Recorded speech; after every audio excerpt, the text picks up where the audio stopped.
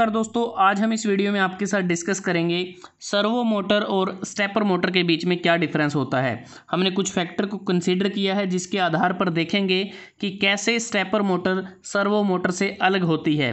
तो सबसे पहले अगर हम बात करें पावर सप्लाई की, जो सर्वो मोटर होती है इसको हम AC और DC दोनों पर इसको इस्तेमाल कर सकते हैं, क्योंकि जो सर्वो मोटर होती है इसको हम कंट्रोल मोटर के नाम से भी जानते हैं और यह बेसिकली दो टाइप की होती है, DC सर्वो मोटर और AC सर्वो मोटर। अगर बात करें स्टेपर मोटर की, स्टेपर मोटर को हम सिर्फ DC पर ही इसको ऑपरेट कर सकते हैं, DC पावर सोर्स ही इसके लिए हमें चाहिए। उसके बाद है नॉइस।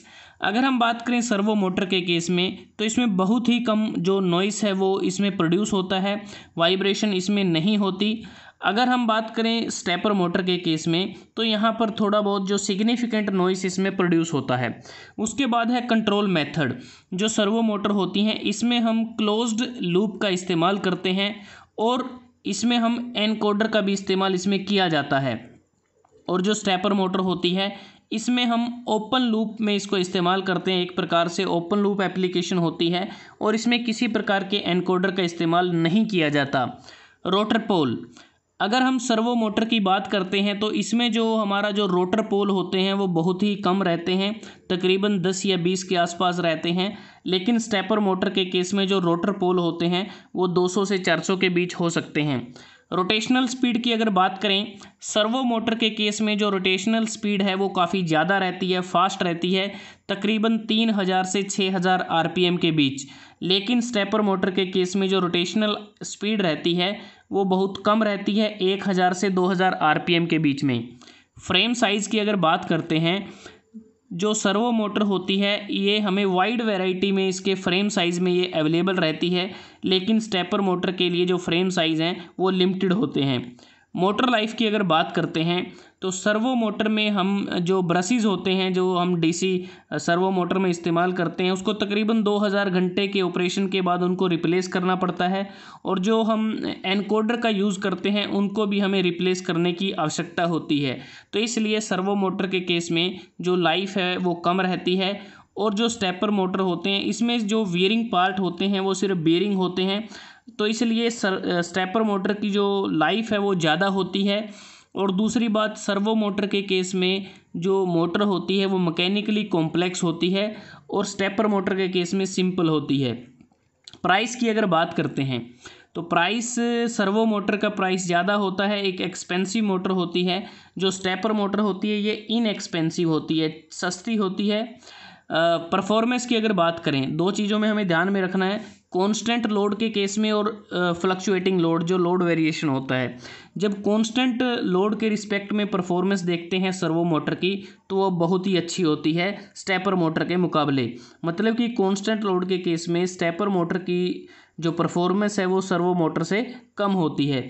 जब बात आती है फ्लक्चुएटिंग लोड या लोड वेरिएशन की तो उस केस में काफ़ी पुअर परफॉर्मेंस होती है सर्वो मोटर की और एक एवरेज परफॉर्मेंस स्टेपर मोटर के द्वारा प्रोवाइड की जाती है। उसके बाद power to weight size ratio जो रहता है सर्वो मोटर के केस में काफ़ी एक्सीलेंट रहता है और स्टेपर मोटर के केस में स्मॉल रहता है। एफिशिएंसी की अगर बात करते हैं, सर्वो मोटर ज़्यादा एफिशिएंट हैं, हाईली एफिशिएंट हैं, जो स्टेपर मोटर हैं ये कम एफिशिएंट हैं। हाई टॉर्क की अगर बात करें, हाई टॉर्क हमें सर्वो मोटर के केस में हाई स्पीड पर मिलता है, जबकि स्टेपर मोटर के केस में हाई टॉर्क हमें लो स्पीड पर मिलता है।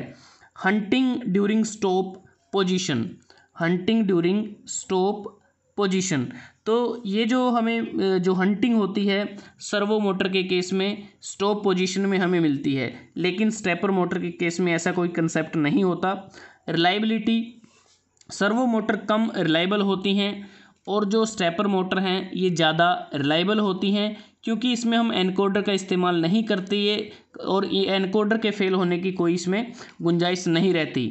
उसके बाद हीट जनरेशन की अगर बात करें, सर्वो मोटर के केस में कम हीट जनरेट होती है, जबकि स्टेपर मोटर के केस में ज़्यादा हीट जनरेट होती है।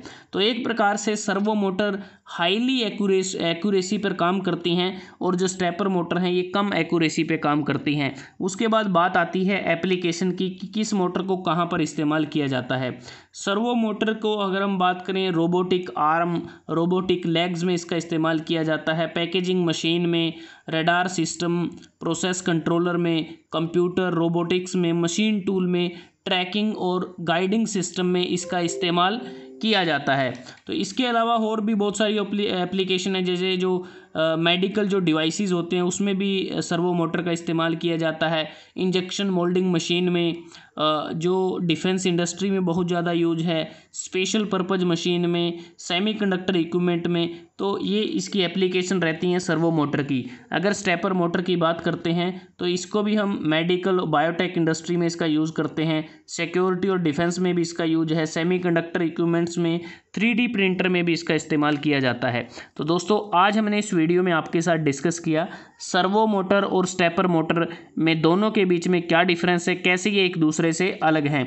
अगर आपको ये वीडियो अच्छा लगा आप इसको लाइक कर सकते हैं, शेयर कर सकते हैं अपने दोस्तों के साथ, स्टूडेंट्स के साथ, और चैनल को सब्सक्राइब करना ना भूलें। जल्दी हाजिर होते हैं एक नई वीडियो के साथ, तब तक के लिए धन्यवाद। आपका दिन शुभ रहे।